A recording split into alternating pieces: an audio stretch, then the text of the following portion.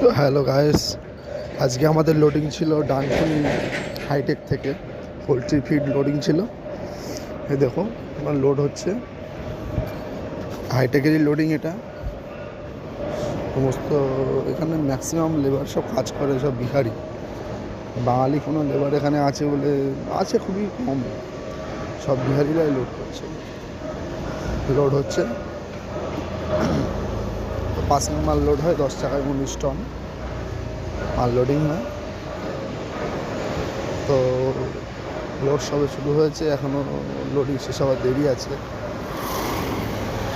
এই হচ্ছে হাইটেকের বাইরের সিনগুলো। আজকে আমাদের রান্না হয়েছে ফুলকপি আলুর তরকারি, আর ডিম সিদ্ধ হয়েছিল, আর আলু ভাতে, আর টমেটো, কাঁচা টমেটো সিদ্ধ, আর ভাজাও ছিল কিছু অল্প। ভাজাটা কোনো ব্যাপার না। নমস্কার।